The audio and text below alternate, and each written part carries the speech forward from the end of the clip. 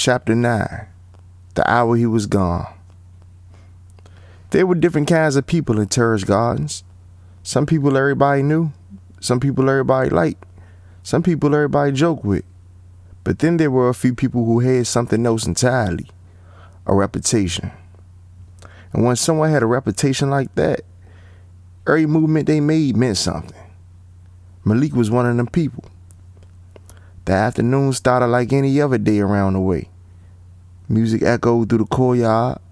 Kids played basketball like it was the championship game. Old heads argued about sports on folding chairs like the TV cameras was rolling. JoJo started near the stoop, explaining another money idea nobody believed in. Dre talked trash on the court like he was playing in the NBA Finals. And I sat on the steps with my notebook open, writing, watching, and trying to understand people.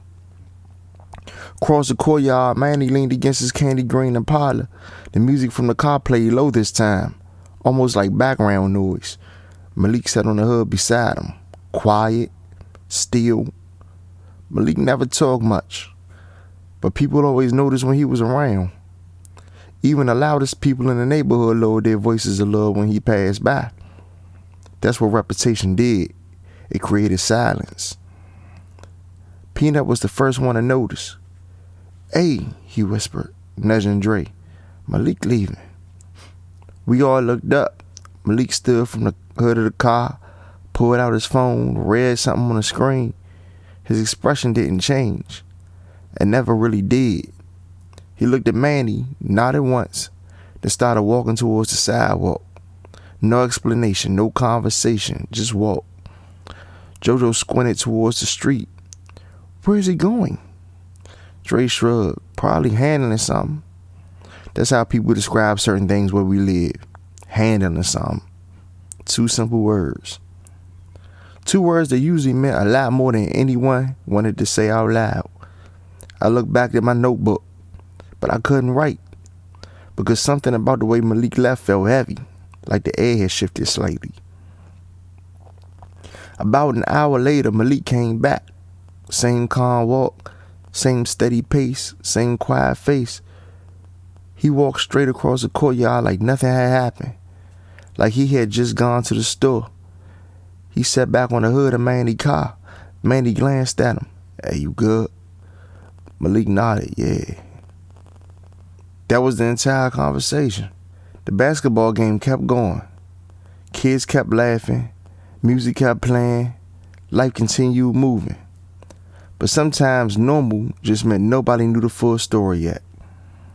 That night the sirens came. Loud, violent, too loud for a quiet street.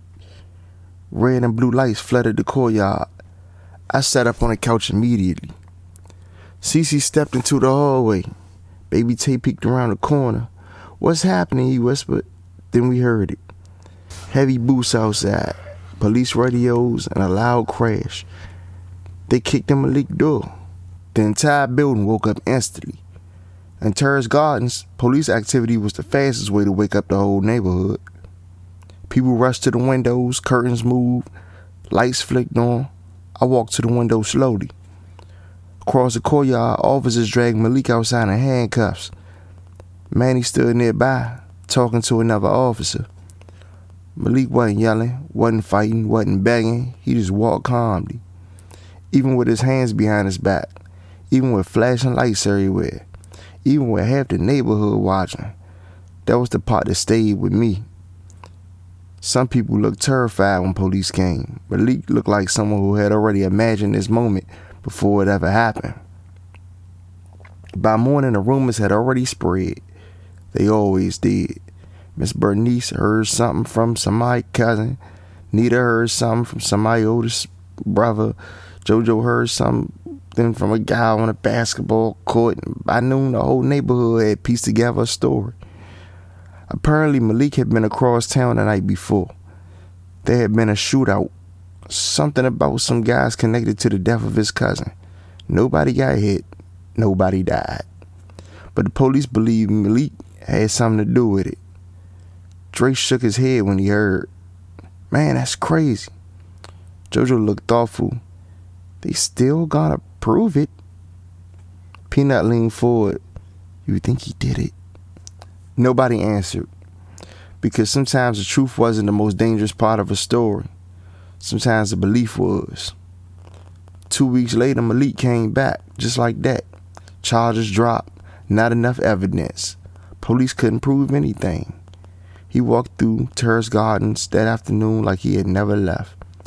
People nodded, some people dapped him up, some people just watched quietly. Manny leaned up against the Impala smiling. "Man, told you."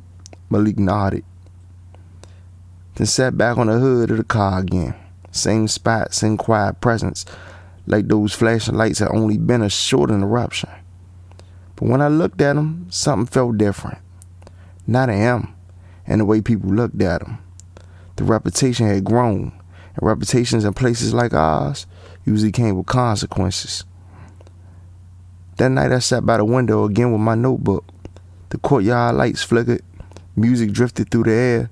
Malik and Manny stood outside talking quietly, and I thought about something.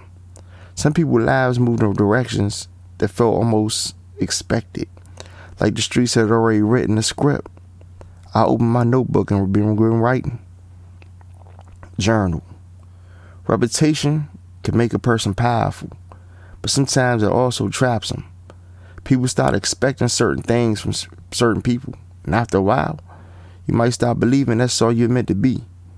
Maybe that's why God tried to pull some people away from certain paths early, because once the streets give you a name, it's hard to become anything else. Chapter 9, Hour He Was Gone.